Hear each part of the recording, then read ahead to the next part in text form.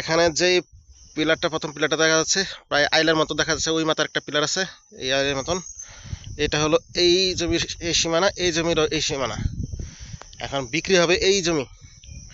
তো ওই যে পিলারটা দেখতেছেন ওই মাথায়, এখান থেকে ওই পর্যন্ত, ওইখানেও আবার খাস আছে, মানে মাপতে হবে। এই দিক দিয়ে এসে এই পর্যন্ত আসবে, এখান থেকে এই পিলার পর্যন্ত। এটা হলো অরিজিনাল জমি, এই পিলারের মাঝখানে। আর এইটুকু হলো আপনাদের খাস। এখন কথা হলো, এই জমির রাস্তাটা কোথায়? রাস্তাটা হলো, আপনি এখান দিয়ে এসে উঠতে পারেন, অথবা ওইখান দিয়ে উঠতে পারেন, যেখান দিয়ে খুশি সেখান দিয়ে। আপনার সরকারি জমি, খাস জমি, ফরেস্ট ডিপার্টমেন্টের সাথে কথা বলে যা করতে পারেন। এখন রাস্তাটা একটু দেখায় নিয়ে আসি।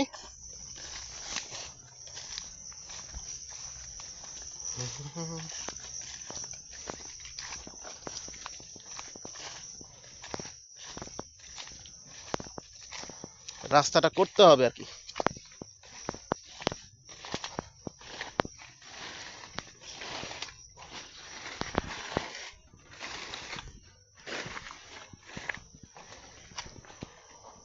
এই যে রাস্তাটা গেছে, এটা আপনার ওদিক দিয়ে গেছে হালডোবা, এখান থেকে হালডোবা হয়ে রাজেন্দ্রপুর রাস্তা।